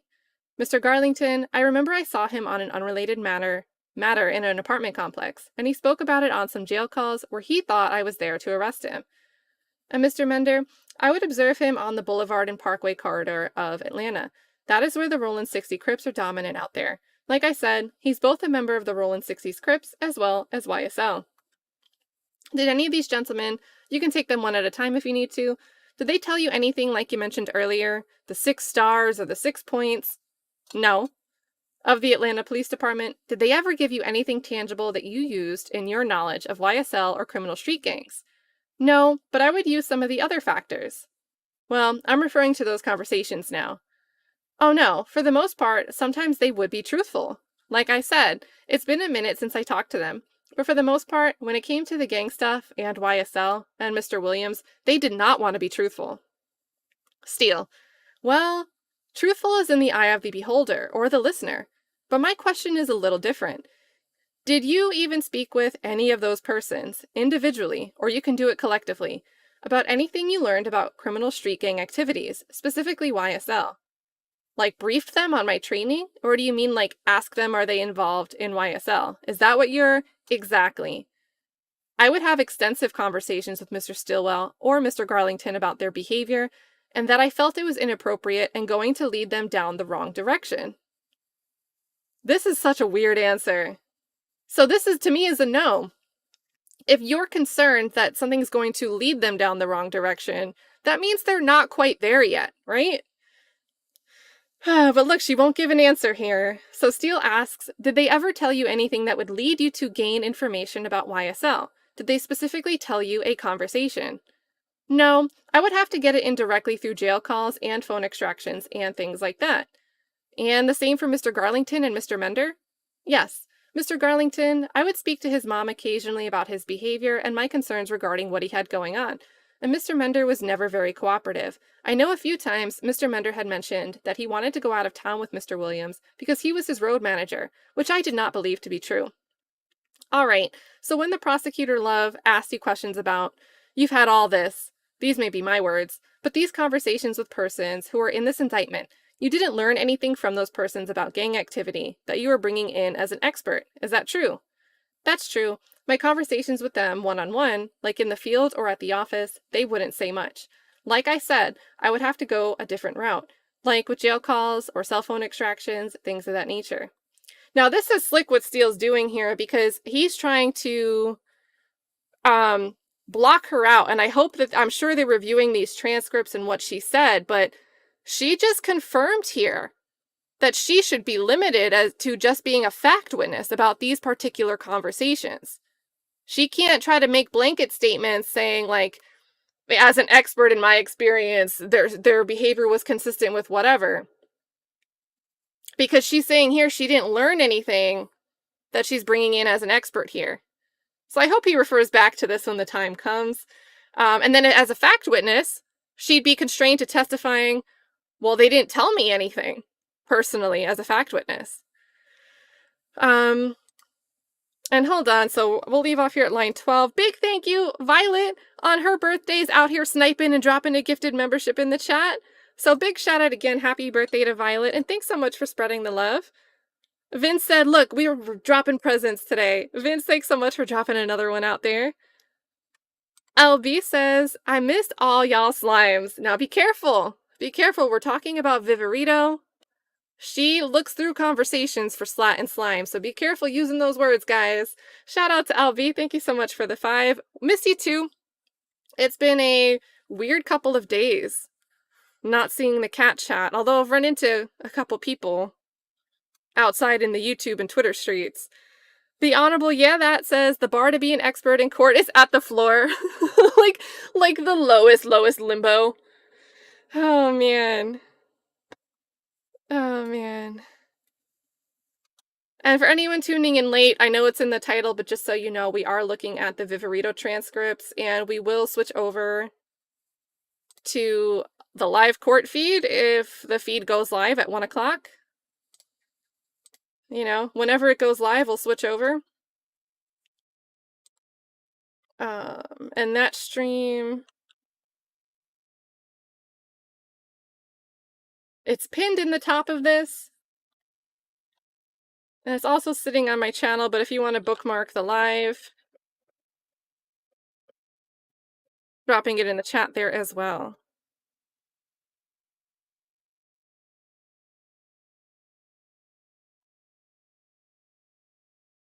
And then also, oh, okay, so if you're not looking at your screen, this would be a good time if you like dogs. Miss Gotham says, hey cat, just showing you my doggies. Chloe Albert's Revenge alter ego. Awesome. So this is Chloe's alter ego. Oh, love them. They look so happy. Do they,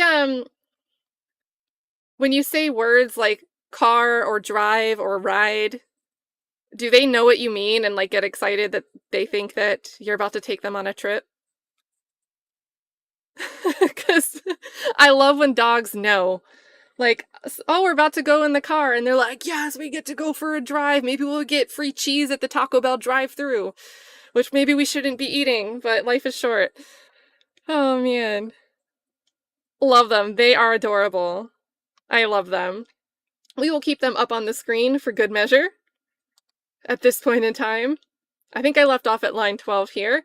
Now, you did mention, I think toward the end, with Prosecutor Love, but it may have been with Mr. Harvey. I didn't write it down.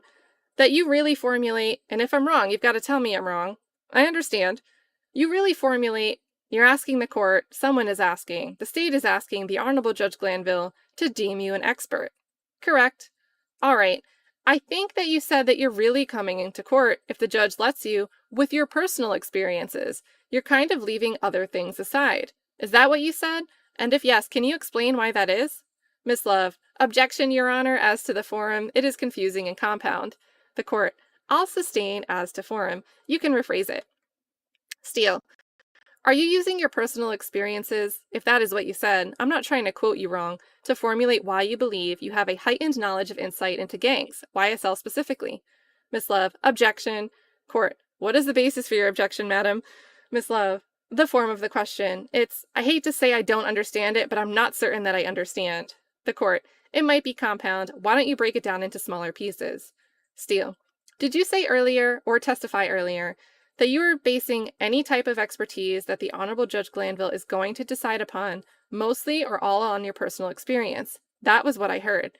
Miss Love, Your Honor, I object to that. As to the witness basing her expertise on anything, Your Honor, she is testifying about the court. So what are you objecting to? Form of the question? Miss Love, yes. The court, I'll sustain as to the form of the question. By Mr. Steele, did you say that you were basing your learning that you think is higher, I'm not trying to insult you, mostly on personal experiences? Miss Love, Your Honor, I object to the court. Hold on, I'm going to overrule that objection. She can answer that. I wouldn't say personal. It's my work experience. It's my work experience with YSL that I think affords me the knowledge base and the ability to understand the gang. Of course, I take training and keep taking training. I can listen to somebody teach on YSL if I were to. If I were to what?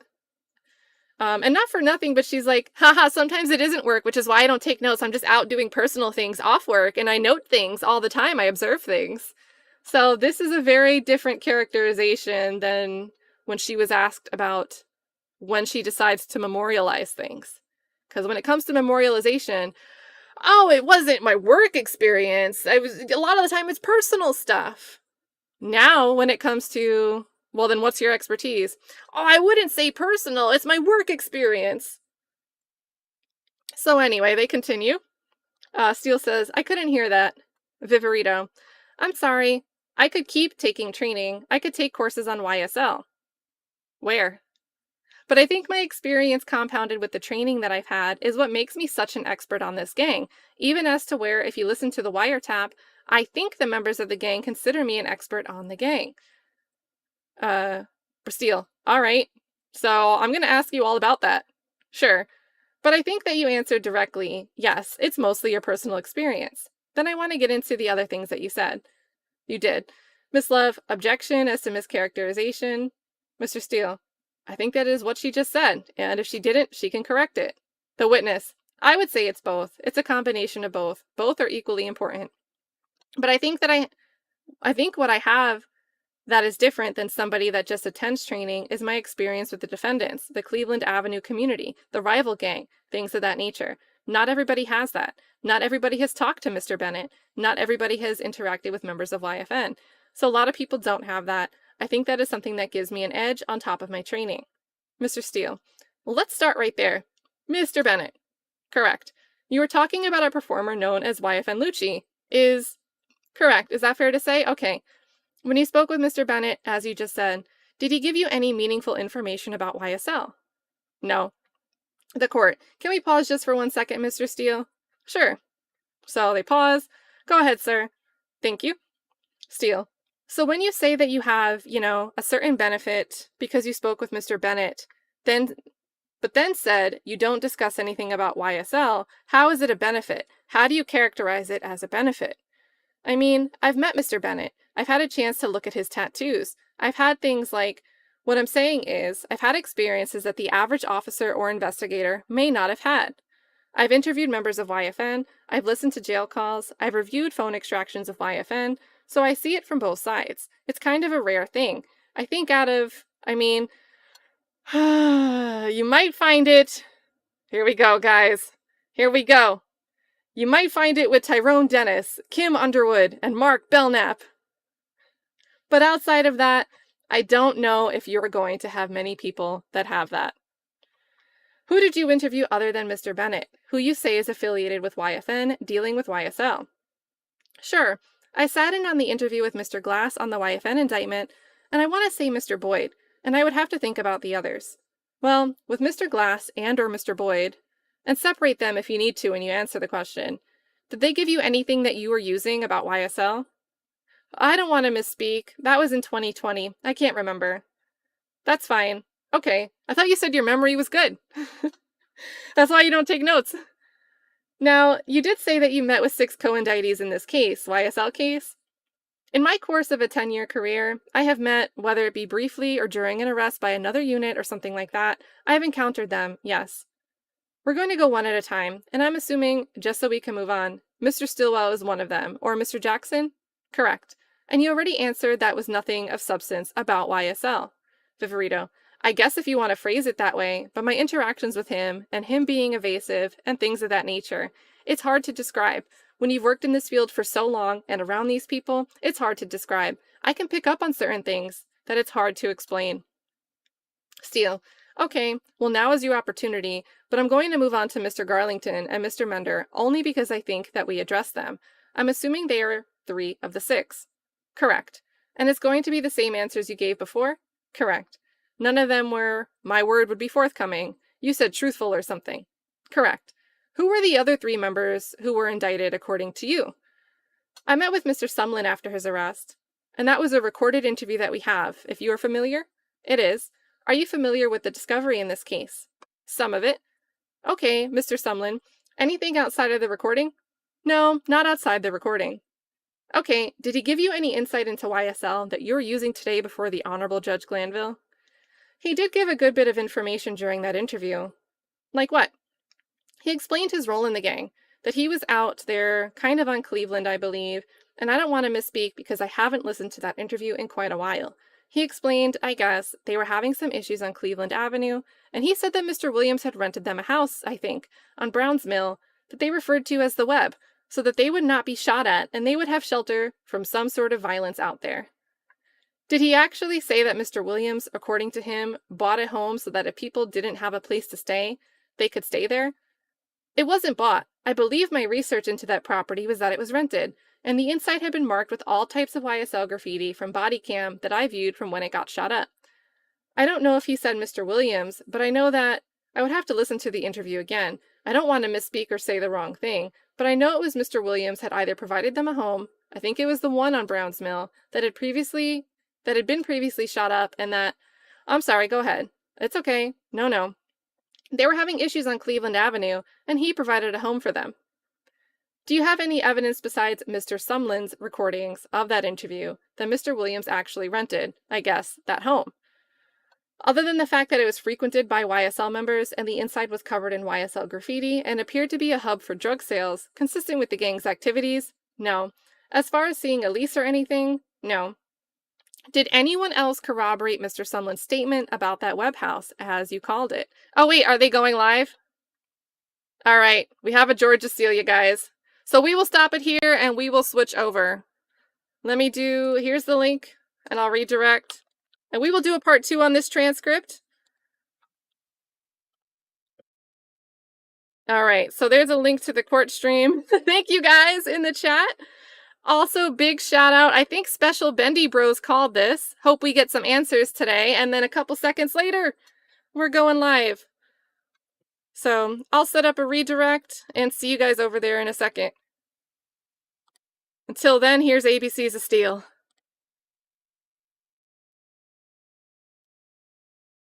A as in Alicia, and B, Your Honor, as in Barry. C as in Colette. G as in Goldfetter. K as in Kittens. M as in Magic. P as in Perfect. C as in Colette. U as in Unbelievable. V as in Victory. W as in Wonderful. O for objection. S for sustain. E for buffering. E for Pepto-Bane.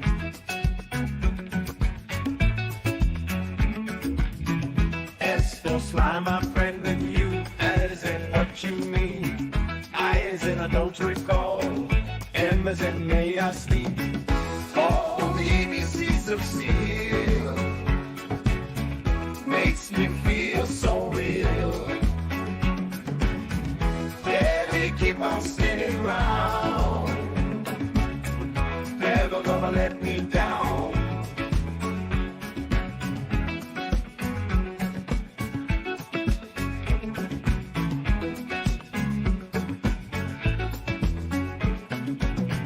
G for gavel slams down P. T for telling anything. R for rights we stand. I for infinity. Life's a courtroom dance. Keep your stances strong with ABCs of steel. You can never go wrong.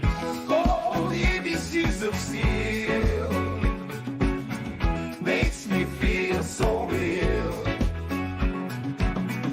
Yeah, they keep on spinning round. Never gonna let me down.